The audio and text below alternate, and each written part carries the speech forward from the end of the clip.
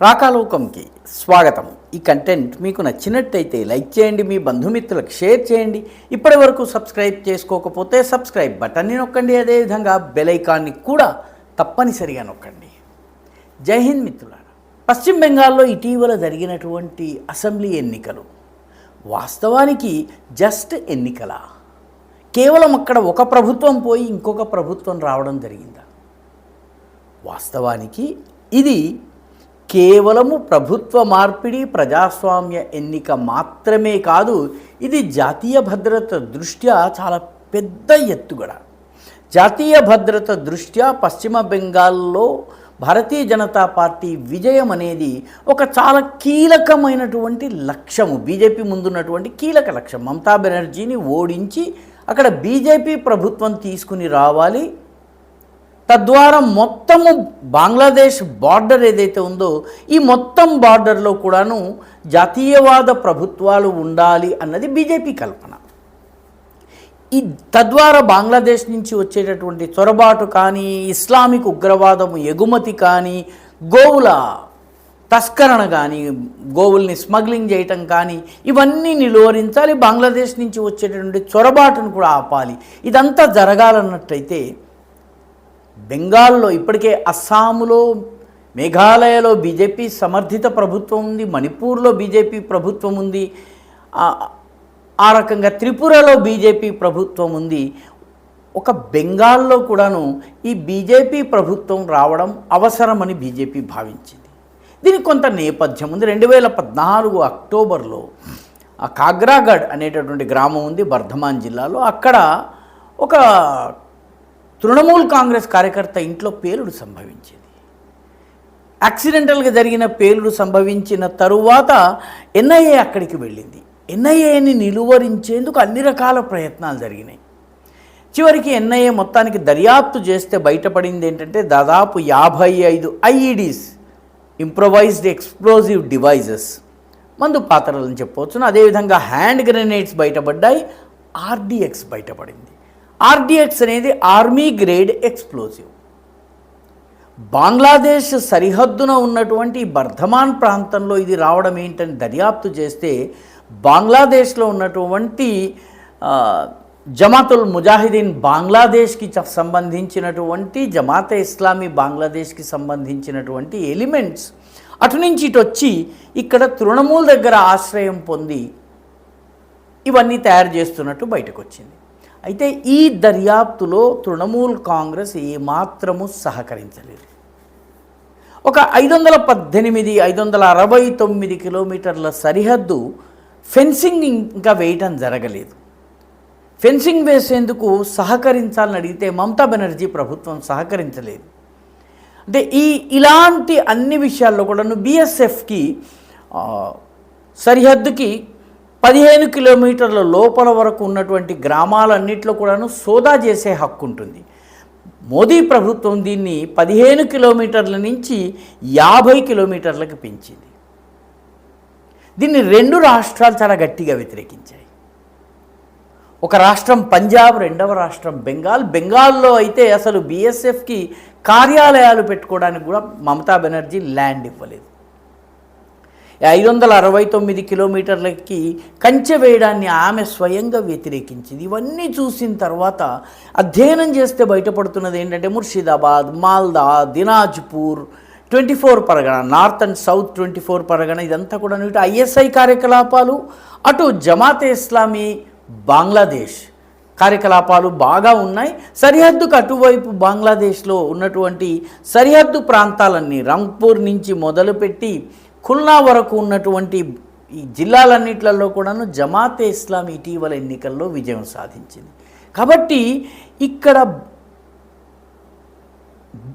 జాతీయవాద శక్తి విజయం సాధించడం తక్షణ అవసరం అన్నటువంటి నిర్ణయానికి వచ్చారు. 2021లో జరిగిన ఎన్నికల్లో బీజేపీ ఓడిపోయింది. ఓడిపోయిన తర్వాత కార్యకర్తలపైన అత్యాచారాలు జరిగాయి భారీ ఎత్తున. చాలామంది చనిపోయారు, చాలామంది కొన్ని వేల మంది ఇల్లు వదిలి వెళ్ళవలసి వచ్చింది. కానీ బీజేపీ రాష్ట్రపతి పాలన తీసుకుని ఈ లక్ష్యాల్ని సాధిస్తే నష్టం జరుగుతుంది అన్నది గుర్తించింది. అదేవిధంగా ఈ ఉత్తర బెంగాల్ ప్రాంతంలో దాని యొక్క వేరే యూనియన్ టెరిటరీగా చేసినా కూడాను బెంగాల్లో ప్రతికూల ప్రభావం పడుతుంది, రాజకీయంగాను మానసికంగాను.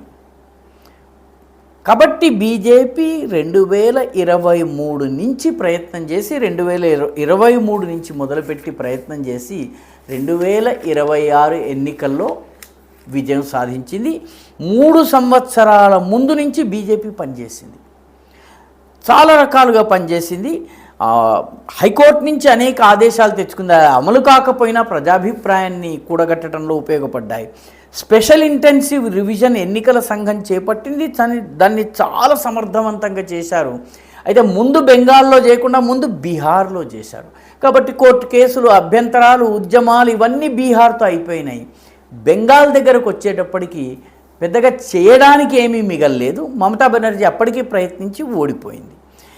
ఆ తరువాత ఎన్నికలు జరిగేసరికి ఎన్నికల్లో తృణమూల్ కాంగ్రెస్ ఓడిపోయింది, బీజేపీ గెలిచింది. జాగ్రత్తగా గమనిస్తే బీజేపీ నాయకుల ప్రసంగాలన్నిటా బంగ్లాదేశీ చొరబాటుదారులను నిలుపు చేస్తాము, మేము 6 నెలల లోపల అక్కడ మొత్తం అంతా కూడాను ఈ బార్డర్ కంచెలు వేసేస్తాం, ఈ రకమైనటువంటి హామీలే, జాతీయ భద్రతకు సంబంధించిన హామీలే బీజేపీ ఎక్కువగా ఇచ్చింది. ఆ తరువాత ఎన్నికల తరువాత కూడాను 6 నెలల పాటు సెంట్రల్ ఆర్మ్డ్ పోలీస్ ఫోర్సెస్ ఉంటాయన్నటువంటి నమ్మకాన్ని ప్రజలకు కలిగించాయి. పర్యవసానంగా ప్రజాస్వామ్య పద్ధతిలో తృణమూల్ని ఓడించారు. వాస్తవానికి ఇది ఒక నేషనల్ సెక్యూరిటీ లక్ష్యంతో ఎన్నికల పేరిట జరిగింది. ఇదంతాను ప్రజాస్వామ్యబద్ధంగా జరిగింది, కానీ లక్ష్యము నేషనల్ సెక్యూరిటీ. కాబట్టి ఇలాంటి లక్షణాలే ఉన్నటువంటి రాష్ట్రం ఒకటి ఉంది. ఇలాంటి లక్షణాలే శత్రు దేశంతో సరిహద్దును పంచుకుంటుంది, అటువైపు నుంచి చొరబాటు జరుగుతుంది, ఇక్కడ కూడాను అటువైపు నుంచి ఉగ్రవాదులు ప్రవేశిస్తూ ఉంటారు, సరిహద్దు దాటి వస్తూ ఉంటారు. ఇటువైపు నుంచి ఏ రకంగానైతే రాత్రిపూట స్మగ్లింగ్ జరుగుతుందో అటువైపు నుంచి సొరంగాల ద్వారా, డ్రోన్ల ద్వారా జరుగుతూ ఉంటుంది. ఇటువైపు ఏ రకంగానైతే డ్రగ్స్ స్మగ్లింగ్ ఇటువంటివన్నీ జరుగుతూ ఉంటాయో, గోవుల తస్కరీ జరుగుతూ ఉంటుందో అటువైపు కూడాను డ్రగ్స్ని పంపకం చేయటం, ఆయుధాలని పంచడం జరుగుతోంది.